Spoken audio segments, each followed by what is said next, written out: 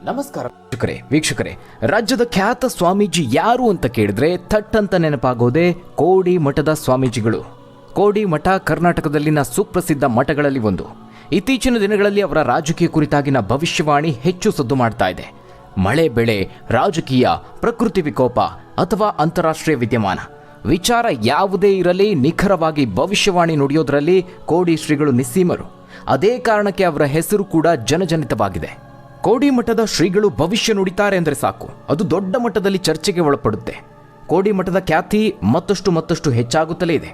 ಇತ್ತೀಚಿನ ದಿನಗಳಲ್ಲಿ ಕೋಡಿ ಮಠದ ಹೆಸರು ಮನೆ ಮಾತಾಗೋದಕ್ಕೆ ಕಾರಣ, ಜಾಗತಿಕವಾಗಿ ಯಾವುದೇ ವಿದ್ಯಮಾನಗಳು ಇರಲಿ, ಘಟನೆ ನಡೆಯುವ ಮುಂಚಿತವಾಗಿಯೇ ಶ್ರೀಗಳು ನುಡಿಯುವಂತಹ ಭವಿಷ್ಯ ಮತ್ತು ಘಟನೆ ನಡೆದ ನಂತರ ಶ್ರೀಗಳ ಭವಿಷ್ಯದ ಸತ್ಯಾಸತ್ಯತೆಯ ಚರ್ಚೆಯೇ ಇದಕ್ಕೆ ಪ್ರಮುಖ ಕಾರಣವಾಗಿದೆ.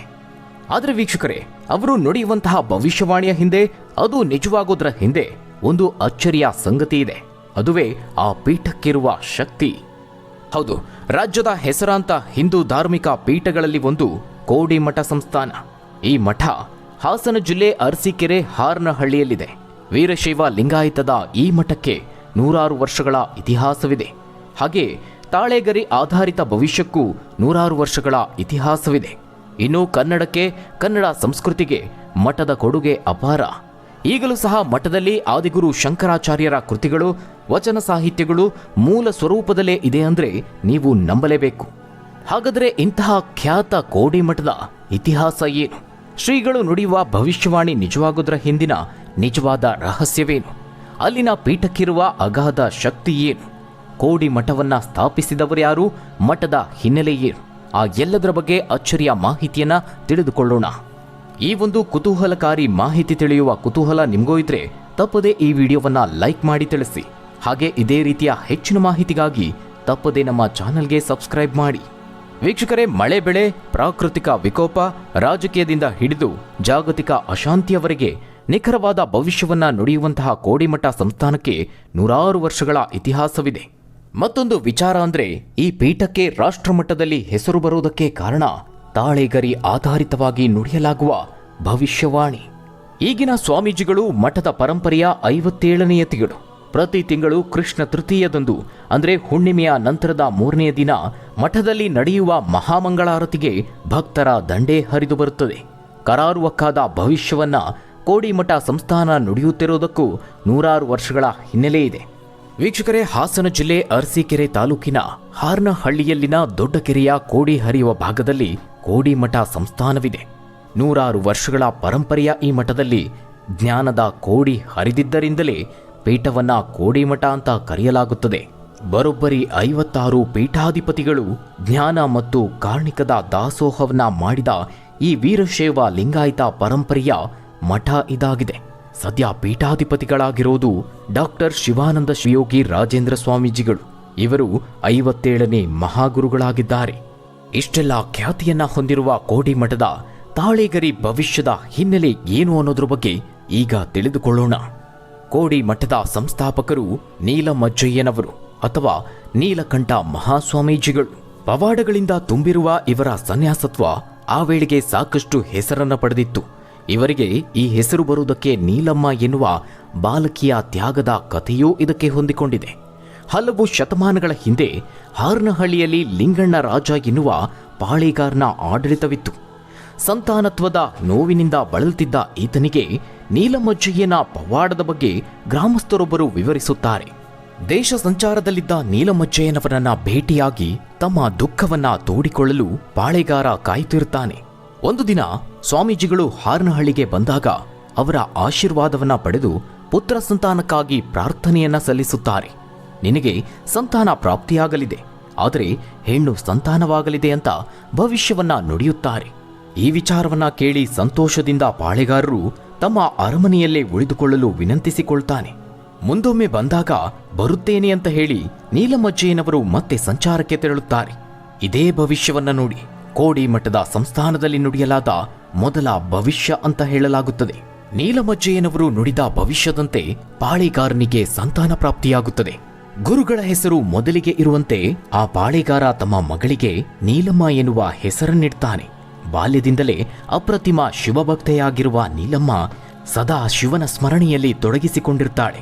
ಗುರುಗಳ ಆಶೀರ್ವಾದದಿಂದ ಭೂಮಿಗೆ ಬಂದೆ ಎನ್ನುವುದನ್ನು ಅರಿತ ನೀಲಮ್ಮ ಗುರುಗಳ ಬರುವಿಕೆಗಾಗಿ ಅನ್ನ ಆಹಾರ ಬಿಟ್ಟು ಧ್ಯಾನವನ್ನ ಮಾಡಿಕೊಂಡಿರುತ್ತಾಳೆ.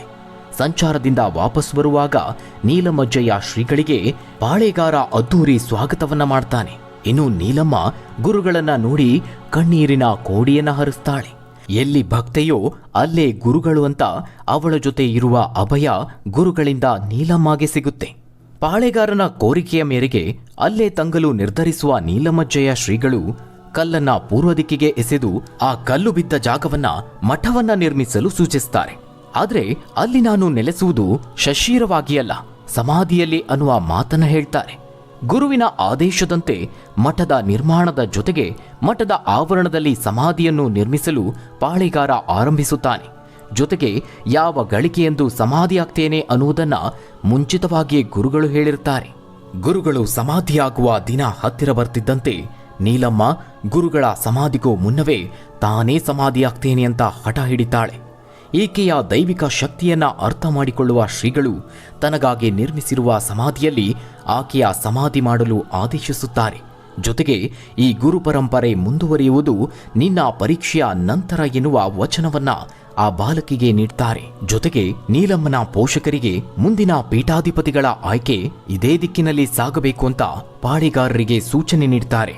ಇತ್ತ ಮಗಳ ಅಗಲಿಕೆಗಿಂತ ಹೆಚ್ಚು ಆಕೆಗೆ ಸಿಗುತ್ತಿರುವ ಸದ್ಗತಿಗೆ ಪೋಷಕರು ಗುರುಗಳ ಮಾತನ್ನು ಪಾಲಿಸುತ್ತಾರೆ. ಗುರುಗಳು ಸೂಚಿಸಿದ ದಿನದಂದು ಬಾಲಕಿ ನೀಲಮ್ಮ ಸಮಾಧಿಯೊಳಗೆ ಪ್ರವೇಶಿಸುತ್ತಾಳೆ. ಗುರುಗಳ ಆದೇಶದ ಪ್ರಕಾರ ಸಮಾಧಿಯನ್ನ ಮಣ್ಣಲ್ಲಿ ಮುಚ್ಚಿ 2 ಕಡೆ ಒಡೆದ ತೆಂಗಿನಕಾಯಿ ಮತ್ತು ಅರ್ಧ ಸೀಳಿದ ನಿಂಬೆಹಣ್ಣನ್ನ ಇಡಲು ಸೂಚನೆಯನ್ನ ನೀಡುತ್ತಾರೆ. ಈ ಒಡೆದ ತೆಂಗಿನಕಾಯಿ ಮತ್ತು ಲಿಂಬೆಹಣ್ಣು ಮತ್ತೆ ಒಂದಾಗುತ್ತದೆ. ಆ ದಿನ ಸಮಾಧಿಯನ್ನ ಮತ್ತೆ ತೆರೆಯಿರಿ ಅಂತ ಹೇಳಿ ಮಣ್ಣಿನ ಹಣತೆಯಲ್ಲಿ ನೀರನ್ನ ಹಾಕಿ ದೀಪವನ್ನ ಬೆಳಗಿಸಿ ಮತ್ತೆ ಸಂಚಾರಕ್ಕೆ ತೆರಳುತ್ತಾರೆ. 41 ದಿನಗಳ ನಂತರ ನೀರಿನಲ್ಲಿ ಬೆಳಗುತ್ತಿದ್ದ ದೀಪ ಆರಿ ಹೋಗುತ್ತದೆ. ಒಡೆದ ತೆಂಗಿನಕಾಯಿ ಮತ್ತು ಲಿಂಬೆಹಣ್ಣು ಒಂದಾಗುತ್ತದೆ. ಗ್ರಾಮಸ್ಥರು ಸಮಾಧಿಯ ಮಣ್ಣನ್ನ ತೆಗೆದು ನೋಡಿದಾಗ ಅಲ್ಲಿ ನೀಲಮ್ಮನ ದೇಹದ ನಾಮಾವಶೇಷಗಳು ಇರೋದಿಲ್ಲ. ಬದಲಿಗೆ ಸುಗಂಧದಿಂದ ತುಂಬಿರುವ ಹೂಗಳಿರುತ್ತದೆ. ಶಿಷ್ಯೆಗೆ ಕೊಟ್ಟ ಮಾತಿನಂತೆ 2.5 ವರ್ಷಗಳ ನಂತರ ಅಂದ್ರೆ ಕೃಷ್ಣ ತದಿಗೆಯ ಪರ್ವದಿನದಂದು ನೀಲಮಜ್ಜಯ್ಯ ಸ್ವಾಮೀಜಿಗಳು ಮಹಾಸಮಾಧಿಯಾಗ್ತಾರೆ. ಇದು ಪೀಠದ ಮೊದಲ ಗುರು ಪರಂಪರೆಯ ಇತಿಹಾಸ ಅಂತ ಹೇಳಲಾಗುತ್ತೆ. ಈ ರೀತಿಯಾಗಿ ಶಿಷ್ಯೆ ಮತ್ತು ಗುರುಗಳ ಸಮ್ಮಿಲನದ ಈ ಗದ್ದುಗೆಯನ್ನ ನೀಲಮಜ್ಜಯ್ಯ ಜಾಗೃತಿ ಗದ್ದುಗೆ ಅಂತ ಕರೆಯಲಾಗುತ್ತೆ. ಕೋಡಿ ಮಠಕ್ಕೆ ಹೋಗುವ ಭಕ್ತರು ಈ ಗದ್ದುಗೆಯಲ್ಲಿ ಆಶೀರ್ವಾದವನ್ನ ಪಡೆಯೋದು ವಾಡಿಕೆ. ಕೋಡಿ ಮಠಕ್ಕೆ ಗುರುಗಳನ್ನ ನೇಮಿಸೋದಕ್ಕೆ ಕೆಲವೊಂದು ಕಟ್ಟುಪಾಡುಗಳನ್ನ ಪಾಲಿಸಲಾಗುತ್ತೆ. ಸಮಾಧಿಯ ಕೆಳಮಹಡಿಯಲ್ಲಿರುವ ಜಾಗದಲ್ಲಿ ಯಾರನ್ನ ಮುಂದಿನ ಗುರುಗಳು ಅಂತ ನೇಮಿಸಲ್ಪಡುವರೋ ಅವರು 3 ದಿನ ಏಕಾಂತದಲ್ಲಿ ಇರಬೇಕು. ಆ ವೇಳೆ ಕೆಲವೊಂದು ಸೂಚನೆಯನ್ನ ನೀಲಮ್ಮ ಮತ್ತು ನೀಲಮಜ್ಜಯ್ಯ ಯಾವುದಾದರೂ ಒಂದು ರೂಪದಲ್ಲಿ ಬಂದು ನೀಡ್ತಾರೆ ಅನ್ನೋದು ಈ ಗುರುಪೀಠದ ನಂಬಿಕೆಯಾಗಿದೆ. ಇದುವರೆಗೆ ಬಂದಂತಹ ಪೀಠದ ಹಿಂದಿನ 56 ಯತಿಗಳಲ್ಲಿ ಹಲವರು ನಂಬಲು ಅಸಾಧ್ಯವಾದಂತಹ ಪವಾಡವನ್ನ ಮಾಡಿದ್ದಾರೆ ಅನ್ನೋದು ಭಕ್ತರಲ್ಲಿರುವ ನಂಬಿಕೆ. 17ನೇ ಶತಮಾನದ ವೇಳೆ ಪೀಠಾಧಿಪತಿಯಾಗಿದ್ದ ಶ್ರೀ ಶ್ರೀ ಮುದ್ದುಮಲ್ಲಿಕಾರ್ಜುನ ಶಿವಯೋಗಿಗಳು ಕೋಡಿ ಮಠದ ಸಂಸ್ಥಾನಕ್ಕೆ ಇನ್ನಷ್ಟು ಶಕ್ತಿಯನ್ನ ತುಂಬಿದ್ರು ಅನ್ನೋದು ನಂಬಿಕೆ. ವಚನಗಳು, ಆದಿಗುರು ಶಂಕರಾಚಾರ್ಯರ ಕೃತಿಗಳು ಈಗಲೂ ಕೂಡ ಕೋಡಿ ಮಠದಲ್ಲಿ ಮೂಲ ಸ್ವರೂಪದಲ್ಲೇ ಇದೆ. ಗೆದ್ದಲು ಹಿಡಿಯುವ ಸ್ಥಿತಿಯಲ್ಲಿರುವ ಕನ್ನಡದ ಮೂಲಕೃತಿಯನ್ನ ಯಥಾವತ್ತಾಗಿ ಪುನರ್ಮುದ್ರಣ ಮಾಡುವ ಕೆಲಸವೂ ನಡೆದಿದೆ. ಕನ್ನಡದ 100 ಹಳೆಯ ಪುಸ್ತಕಗಳು, ಗ್ರಂಥಗಳು, ತಾಳೆಗರಿಗಳನ್ನ ಮಠದಲ್ಲಿ ಸುಭದ್ರವಾಗಿ ಶೇಖರಿಸಿಡಲಾಗಿದೆ. ಮಠಕ್ಕೆ ಹೋಗುವ ಭಕ್ತರಿಗೆ ಇದನ್ನ ನೋಡೋದಕ್ಕೆ ಅವಕಾಶವಿರೋದಿಲ್ಲ. ಮಠಕ್ಕೆ ಬಂದ ಎಲ್ಲಾ ಭಕ್ತರು ಭವಿಷ್ಯ ತಿಳಿದುಕೊಳ್ಳೋದನ್ನ ಬಯಸಿದ್ರೆ ಅವರ ಭವಿಷ್ಯವನ್ನ ನಿರ್ದಿಷ್ಟ ಶುಲ್ಕವನ್ನ ಪಾವತಿಸಿ ತಿಳಿದುಕೊಳ್ಳಬಹುದಾಗಿದೆ. ಇದನ್ನ ಸಾರ್ವಜನಿಕವಾಗಿ ಗುರುಗಳು ಹೇಳೋದಿಲ್ಲ. ಬದಲಿಗೆ ಖಾಸಗಿ ಕೋಣೆಯಲ್ಲಿ ಕೋಡಿ ಶ್ರೀಗಳು ನುಡಿಯುತ್ತಾರೆ. ಕೋಡಿ ಮಠದ ಹಾಲಿ ಪೀಠಾಧಿಪತಿಗಳಾಗಿರುವ ಶಿವಾನಂದ ಶಿವಯೋಗಿ ರಾಜೇಂದ್ರ ಸ್ವಾಮೀಜಿಗಳು ಹಿಂದೆಲ್ಲ ಕೆಲವೊಂದು ದಿನಗಳಲ್ಲಿ ಅಂದ್ರೆ ಸಂಕ್ರಾಂತಿ, ಯುಗಾದಿ, ನವರಾತ್ರಿ ಸಂದರ್ಭಗಳಲ್ಲಿ ಮಾತ್ರ ಭವಿಷ್ಯವನ್ನ ನುಡಿತಾ ಇದ್ರು. ಆದ್ರೆ ಶ್ರೀಗಳು ಭವಿಷ್ಯವನ್ನ ನುಡಿತಾ ಇರಬೇಕು ಅನ್ನೋದು ಭಕ್ತರ ಕೋರಿಕೆಯಾಗಿದೆ. ಹೀಗಾಗಿನೇ ಕೆಲವೊಮ್ಮೆ ಭಕ್ತರು ಅವರ ನಿವಾಸಕ್ಕೆ ಭೇಟಿ ನೀಡುವ ಪರಿಪಾಠವೂ ಇದೆ. ಇನ್ನು ಶ್ರೀಗಳು ಮಾಧ್ಯಮಗಳ ಒತ್ತಡಕ್ಕೆ ಮತ್ತೆ ಮತ್ತೆ ಭವಿಷ್ಯವನ್ನ ನುಡಿತಿರ್ತಾರೆ. ಇತ್ತೀಚಿನ ದಿನಗಳಲ್ಲಂತೂ ಅವರ ರಾಜಕೀಯ ಭವಿಷ್ಯವಾಣಿ ಹೆಚ್ಚು ಹೆಚ್ಚು ಸದ್ದು ಮಾಡ್ತಾ ಇದೆ.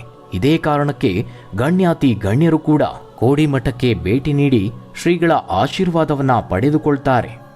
ಮಠಕ್ಕೆ ಪ್ರತಿದಿನವೂ ಕೂಡ ಭಕ್ತರ ದಂಡೆ ಹರಿದು ಬರುತ್ತದೆ. ಕೇವಲ ನಮ್ಮ ರಾಜ್ಯದಲ್ಲಿ ಮಾತ್ರವಲ್ಲದೆ ಕೋಡಿ ಮಠದ ಖ್ಯಾತಿ ದೇಶ ವಿದೇಶಗಳವರೆಗೆ ಹಬ್ಬಿದೆ. ಇದಿಷ್ಟು ಕೋಡಿ ಮಠದ ಹಿನ್ನೆಲೆಯ ಕುರಿತಾಗಿ. ವೀಕ್ಷಕರೇ, ನೀವು ಕೋಡಿ ಮಠಕ್ಕೆ ಭೇಟಿ ನೀಡಿದ್ದೀರಾ? ಭೇಟಿ ನೀಡಿದಂತಹ ಸಂದರ್ಭದಲ್ಲಿ ನಿಮಗಾದ ಅನುಭವ ಏನು? ನಿಮ್ಮ ಅನಿಸಿಕೆ ಅಭಿಪ್ರಾಯಗಳನ್ನು ಕಮೆಂಟ್ ಮೂಲಕವಾಗಿ ತಿಳಿಸಿ. ಧನ್ಯವಾದಗಳು ವೀಕ್ಷಕರೇ.